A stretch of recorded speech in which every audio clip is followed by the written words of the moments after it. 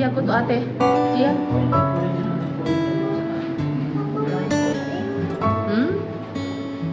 You sit with Ate Gadia?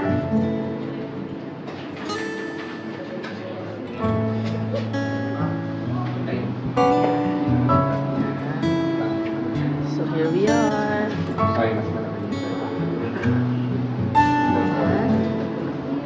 And the bride.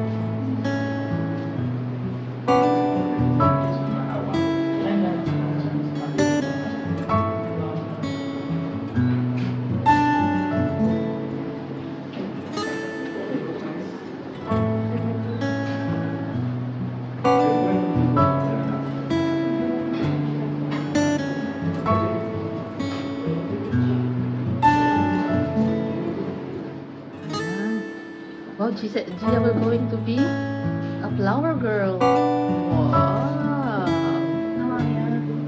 Nagkasakit yan. 1 week talaga. 1 week absent. Ang mini-me ng daddy niya. Oh, mini-me.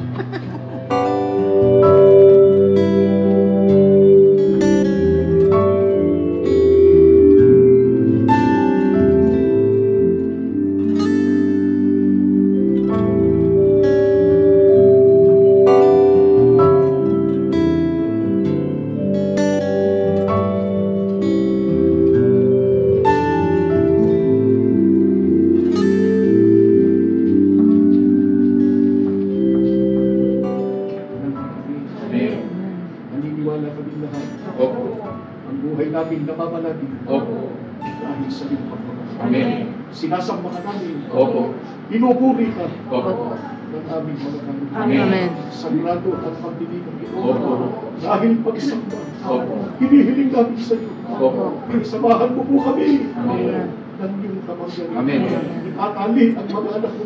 Opo. Sa pamamagitan ng katotohanan. Opo. O Diyos ng langit. Opo. Pakibigyan ng pananampalataya. Opo. At maunawaan po. Amen. Panginoon namin Jesus, Opo. sinasamba ka po namin. Opo. Ikaw ang aming tagapamagitan. Opo.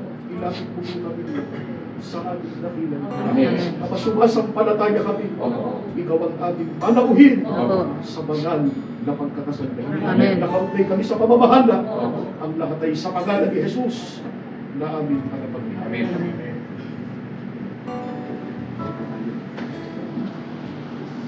Tayo'y nagkakatulong ngayon sa harapan ng Diyos upang pagtutuloy sila kapatid na Renz at kapatid na Jessica sa pamamagitan ng banal na pagkakasal.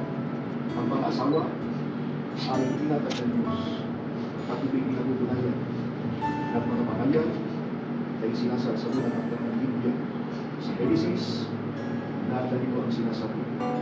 At sinabi ng Panginoon Diyos, hindi mabuti na ang lalaki ay mag-isa. Siya ilalalang ko ng isang kabuluhan at binulugan ng Panginoon Diyos ng binawasan bibig ng lalaki.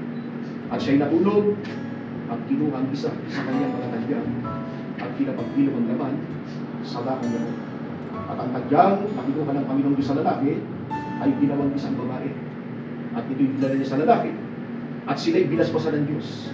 At sa kanila'y sinabi ng Diyos, kami magpanaalangin at magpakarami.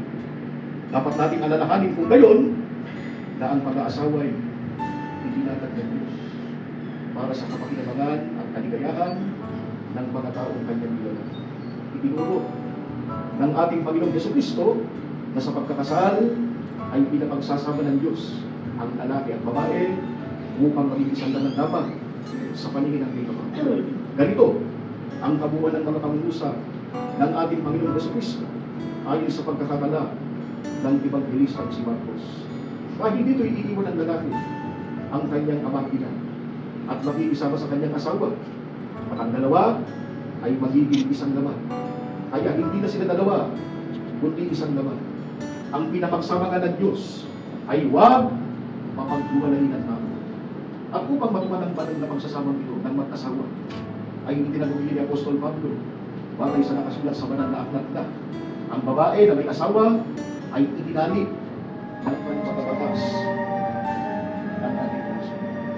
Ang pinapagsama ng Diyos ay huwag mapaghiwalayin ng tao. Lumuhod kayo mag-asawa, magkakawak ang kamay, para tayo po ang pagulong. Manang Diyos, salamat po ng marami. Nananalig po kami. Naririto ka sa banal na pagtitipid mo. Narinig ng mga lingkod mo. Ang pagtatali sa kanila ng iyong mga kalooban. Hinihiling namin sa iyo. Matatak sa kanilang puso. Huwag din ang bali mo. Habang buhay na sila'y pinapagsama. Kapag darating ang kalungkutan, ang bagabag at suliranin, alalahanin mo sila, Ama. Huwag mong ipagkakait at yung awat tulong. Dabayan mo po sila sa pagtataguyod ng kanilang pagsasama. Higit sa lahat ng pagtataguyod, ang kanilang paglilingkod sa loob ng iyong bayan. Panginoon namin Jesus, salamat sa pagmamahal. Ipapagitan mo kami muli at ipinagbabakawa namin. Bago namin tapusin ang panalangin, tanggapin ang mag-asawang ito, ang mahalagang basbas, ang pagpapanat biyaya na kailangan ito. Lahat ng kanilang panata, ilapit mo sa Ama, matanggap po nila, magbunga ng kaligayahan at ng kapanahan. Kapasumasampalataya kami, pinagpala ang mga lingkod mo, at ang lahat ng naririto, nakadamay at kabalasakit ng iyong pangalan. Nakaugnay kami sa pamamahala sa pangalan ni Jesus. Nakila namin tagapagligtas. Amen.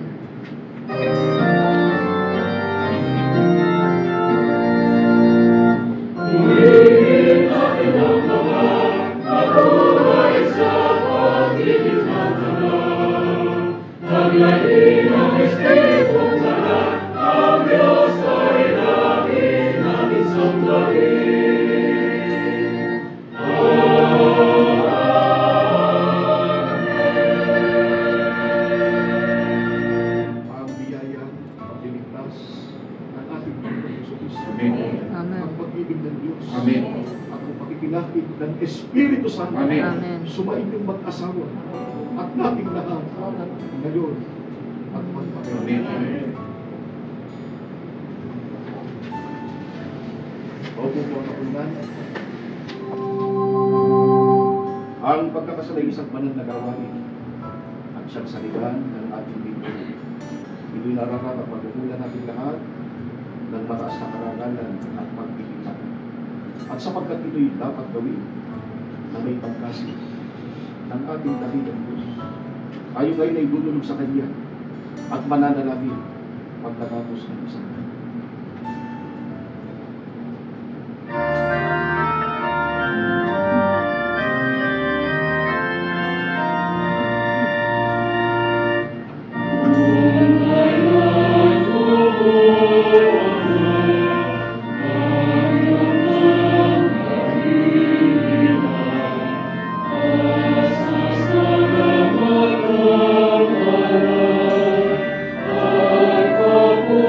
Oh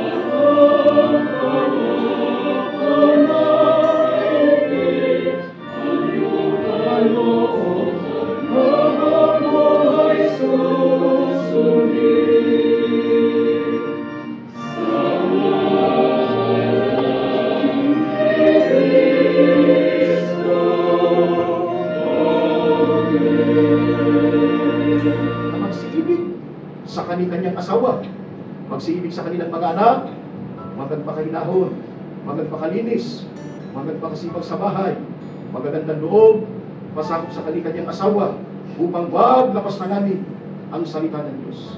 Ang babaeng kinakasal na may ganitong katangian ay lubhang mahalaga. At ang lalaking nakasumpong sa kanya ay nakasumpong ng isang mabuting kapalaran na tupad sa kanya. Ang kawitaang sinabi ni Solomon, isang mabait na babae, sinong makakasumpong sapagkat ang kanyang halaga ay higit na makabuo kaysa mga rubi. Ang puso ng kanyang asawa ay tumitiwala sa kanya at siya hindi kukulangin ng pakinabang. Gumagawa siya ng mabuti sa kanya at hindi kasamaan lahat ng mga karawan ng kanyang buhay. Tunay na ito ang dapat maging katangian ng babaeng kinakasal, sapagkat ang sabi ni Apostol Pablo, ang babae ay siyang kaluwalhatian ng lalaki. Subalit, sa ibabaw ng lahat ng mga ito, kapatid na Renz at kapatid na Jessica, pananago na ninyong mag-asawa na umibig sa Diyos, gaya ng isinasaad sa mga aklat ng kautusan. At iyong ibigin ng Panginoon mong Diyos ng iyong buong puso at ng iyong buong kaluluwa at ng iyong buong lakas. Ito rin ang ipamumulat ninyo sa inyong magiging mga anak, sapagkat ito ang sinasabi ng kautusan. Iyong ituturo ng buong sikap sa iyong mga anak at iyong sasalitain tungkol sa kanila pagkat ikaw ay nakaupo sa iyong bahay at pagka ikaw ay lumalakad sa daan at pagka ikaw ay nahihiga at pagka ikaw ay bumabangon. Kung ang lahat ng mga kautusan ito na itinatayo sa inyo ngayon ay buong ingat inyong isasagawa, ang inyong pagsasama bilang mag-asawa ay magiging matagumpay sapagkat tatamuhin ninyo ang mga pagpapala at ang pagligat ng Panginoon Diyos. Gaya ng sinasabi sa mga awit ni David, mamalat ang bawat isa na natatakot sa Panginoon, na lumalakad sa kanyang pagdaan, sapagkat yung kakanin ang gawa ng iyong mga kamay, magiging hawakan at ikabuti. Ang asawa ay magiging parang magulang ulo ng ubas sa mga pinakalaw ng iyong bahay. Ang mga anak ay parang mga puno ng tuligo sa palibot ng iyong lugar. Narito, na ganito na mapagpalay ng tao na natatakot sa Panginoon. Ito ang hinahangat at idinadalangin ng lahat ng mga sumasaksi sa banal na pagtitipon ito. Natamuhin nawa ninyong dalawa ang masaganang pagpapala ng Diyos. Kapatid na Renz at kapatid na Jessica, tinatanggap pa ninyo ang mga katusan ito ng Diyos na maging tali at buklod ng inyong pagsasama bilang mag-asawa. Nakatalaga ba kayo na ito'y sumpaan kayo sa harapan ng Diyos na maririnig ng inyong mga piling saksi at ng kapulungan nito? Mangyari po kayo ang ikinakasal, ang mga saksi at ang mga abay o malaging nakaupo ang kapulungan.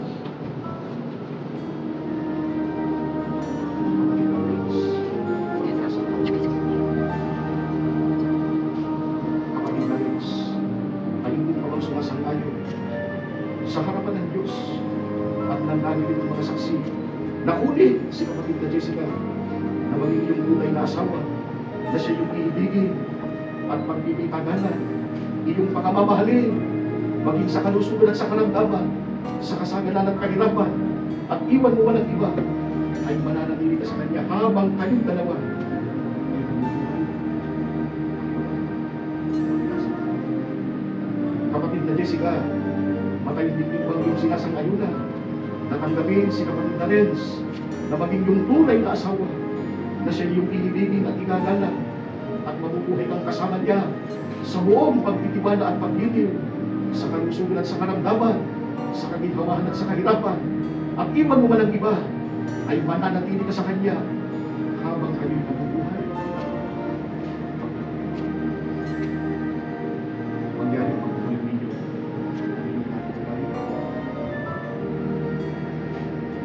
Sabihin mo, kapatid na Renz at kapatid na Jessica, ang mga pangusap mo. Kapatid na Renz, akong sabihin mo,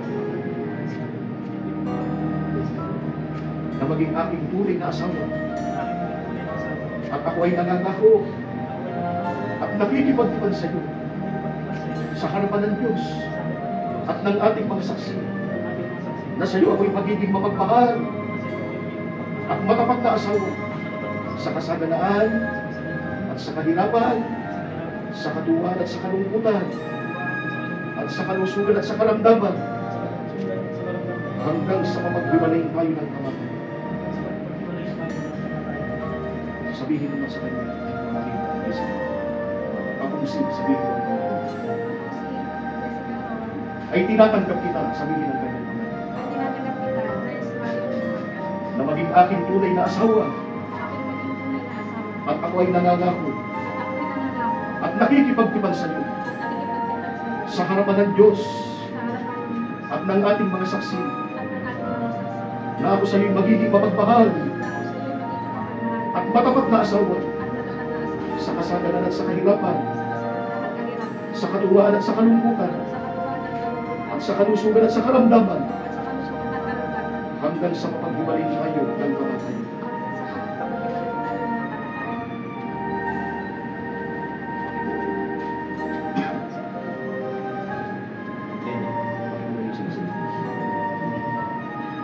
Ano na? Wala ka naman. Ikaw yung sinisip. Kanda yan.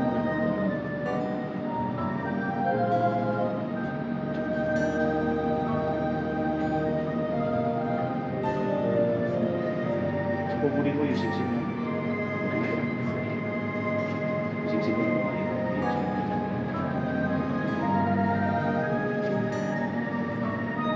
naway ang siksik na ito na isang makatulungan palatandaan ng pangako ay maging sagisa ng kadalisayan at walang katapusan ng ibig pag-ibig.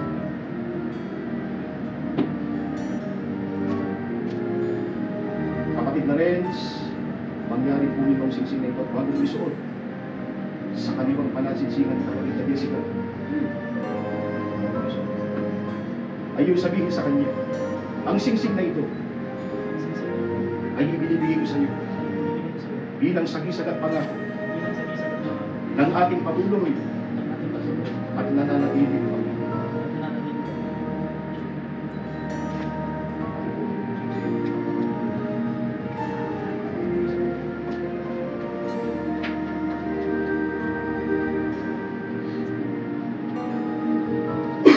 Naway ang singsing na ito na isang makatulungan palatandaan ng pangako ay maging sagisag ng kadalisayan at kawalang katapusan ng inyong pag-ibig. Kapatid na Jessica, mangyari po yung singsing na ito at bago mo isuot sa kaliwang kalasingsingan ni kapatid na Renz ay yung sabihin sa kanya, ang singsing na ito ay ibinibigay ko sa iyo bilang sagisag at pangako ng ating Panguloy at nananatiling pag-ibig. Kapatid na Renz at kapatid na Jessica, mangyari maghawa ang iyong kamay ng singsing.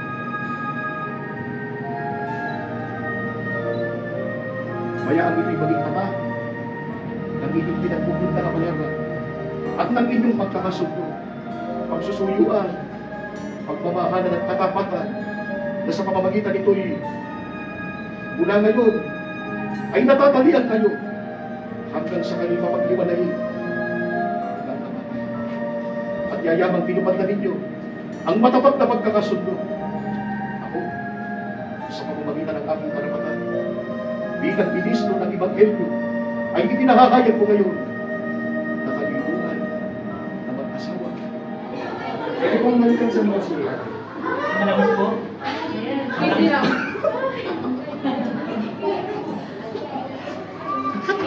Ano ba itong tawa na tawa?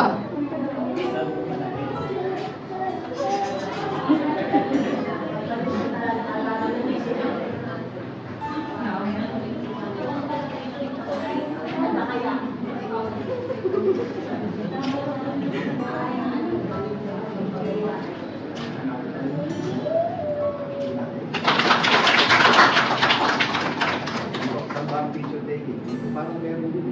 Doon. Meron din. Amin na muna.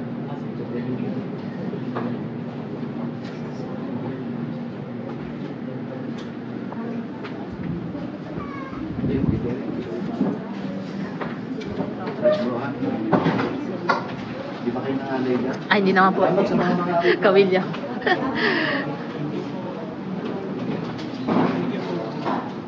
Thank you.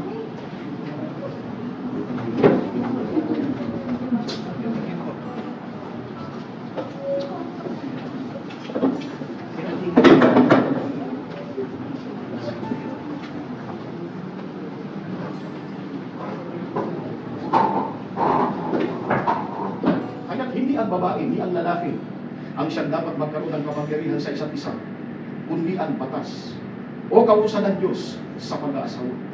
Pakinggan niyo ngayon ang mga kautusan ng Diyos sa lalaki at babae na mag-aasawa. Ganito ang nakasulat na mga utos ng Diyos sa lalaki. Kapatid na Renz, ang tungkulin ng lalaking ikinakasal ay itinuro ng dakilang apostol na si Pablo. Sa kanyang sulat sa mga taga-Efeso, sinabi niya, dapat mahalin ng mga lalaki ang kanilang asawa tulad ng sarili nilang katawan. Ang lalaking nagmamahal sa kanyang asawa ay nagmamahal sa kanyang sarili. Walang taong namumuhi sa sarili niyang katawan, bagkus ito'y pinakakain at inaalagaan gaya ng ginagawa ni Kristo sa Iglesia.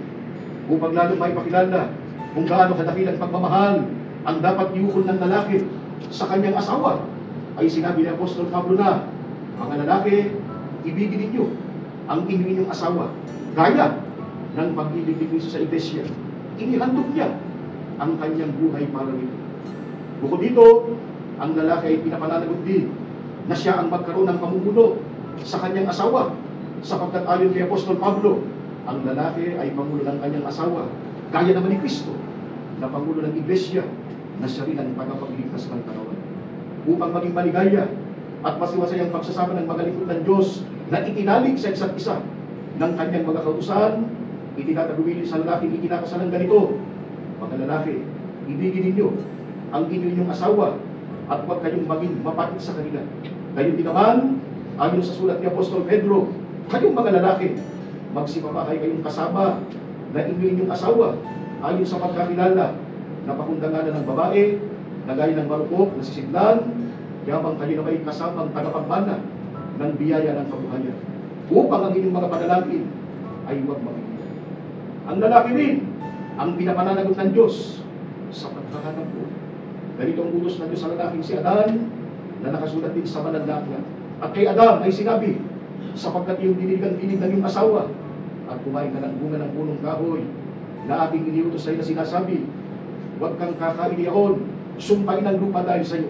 Kakain ka sa pamamagitan ng iyong pagpapagal sa lahat ng mga araw ng iyong buhay. Sa pawis ng iyong buha ay kakain ka ng tinapay hanggang sa ikaw ay mauwi sa lupa, sapagkat diyan ka kinuha, sapagkat ikaw ay alabok at sa alabok ka uuwi. Kapatid na Jessica, ang tungkulin ng babaeng kinakasal ay itinuro ni Apostol Pablo doon din sa kanyang sulat sa mga taga-Efeso na sinasabi, gayon man ay umibig naman ang bawat isa sa inyo sa kanyang sariling asawa gaya ng sa kanyang sarili, at ang babae ay gumalang sa kanyang asawa. Ang paggalang na dapat iukol ng babae sa kanyang asawa ay ipinaliwanag ni Apostol Pablo sa kanyang sulat sa mga taga-Kolosas na nagsasabing, mga babae, pasakop kayo sa inyong asawa sapagkat yan ang kalooban ng Panginoon. Ang babae ay hindi pinahihintulutan na magkaroon ng pamumuno sa lalaki, kundi ang sabi ni Apostol Pablo, ang babae mag-aral na tumahimik ng may buong pagpapasakop. Ngunit hindi ko pinahihintulot na ang babae ay magturo at magkaroon ng pamumuno sa lalaki, kundi tumahimik. Ipinahayag ni Apostol Pablo na ang babae ay dapat maging uliran sa lahat ng bagay upang kanilang maturuan ang Renz at kapatid na Jessica.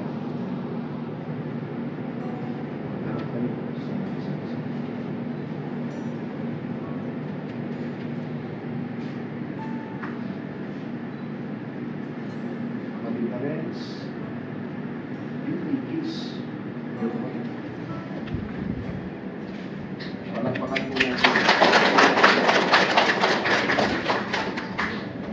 Tayo po ay maglalaglaan na tatawagin po natin ang pangalan po ninyo. Magtutulong po.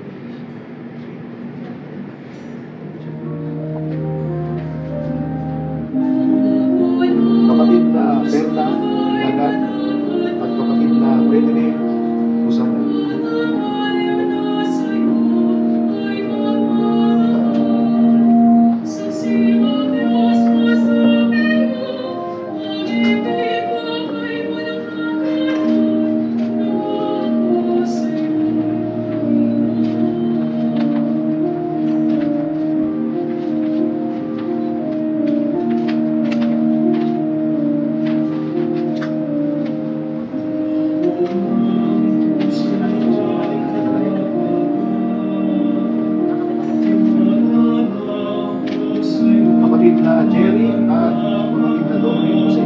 Saksi ang Diyos na sa iyo, pag-ibig ko ay walang hanggan, na ako sa'yo'y maging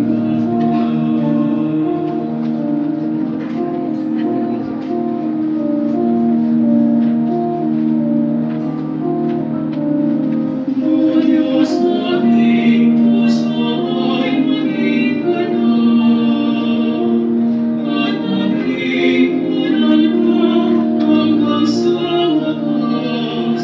Kapatid na Isagani Benyo at Nag-asa na kaming paglilingkod, nawa kami sa'yo'y mag-iwan. Panginoon namin, sa'yo ang anak, nawa kami sa'yo'y mag-iwan.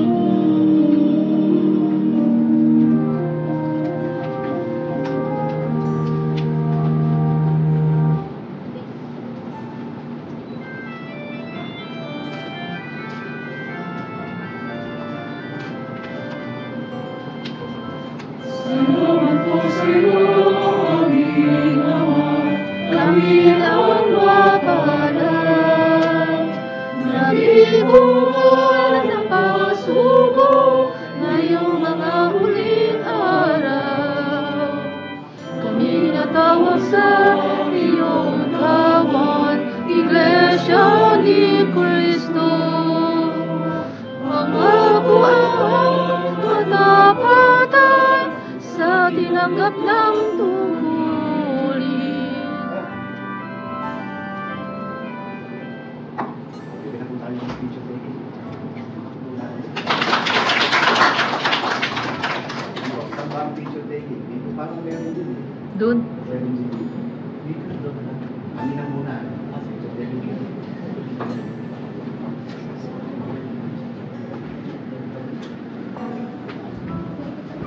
Hindi, pwede rin. Bro, ha? Di ba kayo nangalay dyan? Ay, hindi naman po. Kawilya.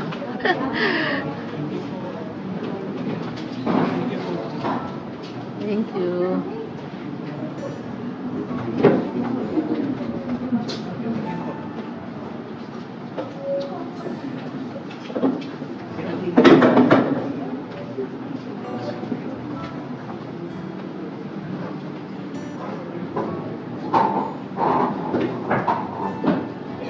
Pwede pong balikan sa mga sila. Malakas po?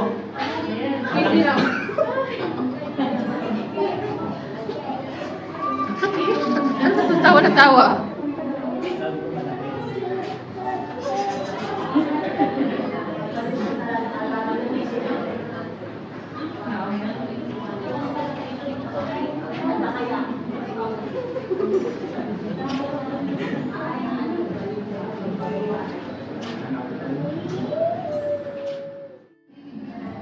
Take photo of you. Go here na. Welcome to the wedding of friends. Naku!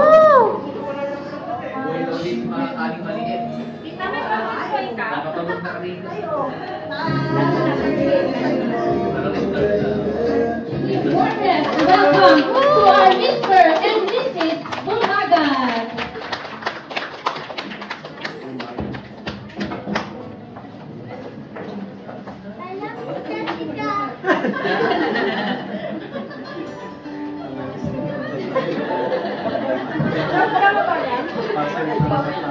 Bigyan lang po natin sila ng moment.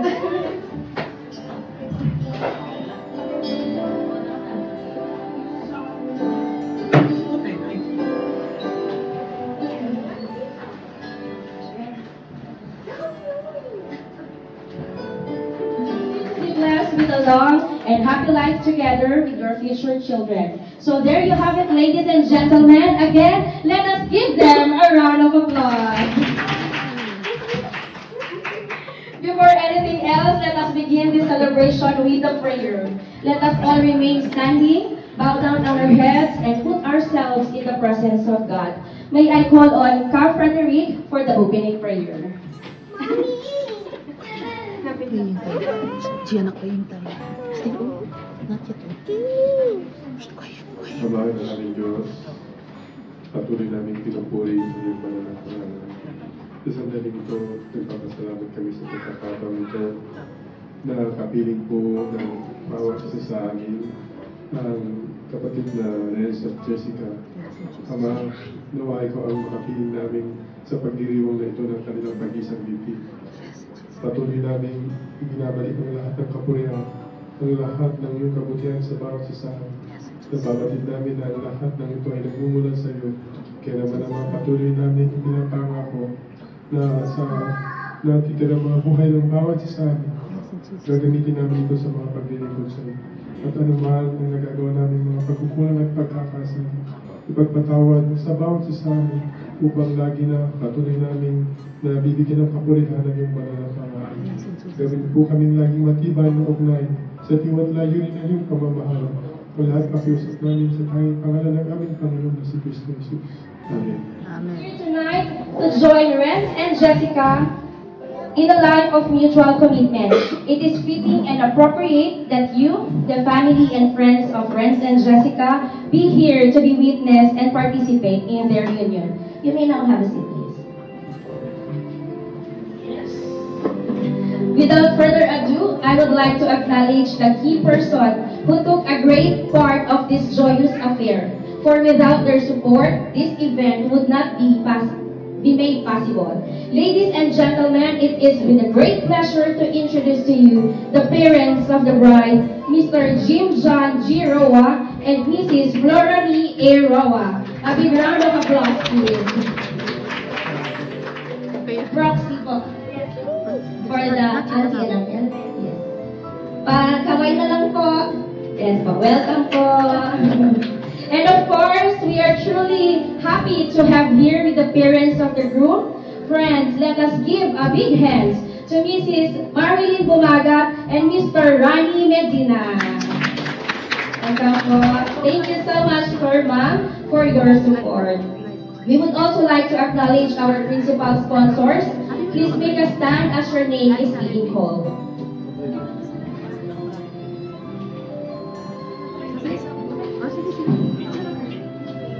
Mr. Jerry and Mrs. Doreen Jose, welcome po. Mr. Frederick G. Cruzada, welcome po. Mr. Isigani Benyo, hello po. Mrs. Perla Ilagan, Mrs. Nelsa Ponsalan.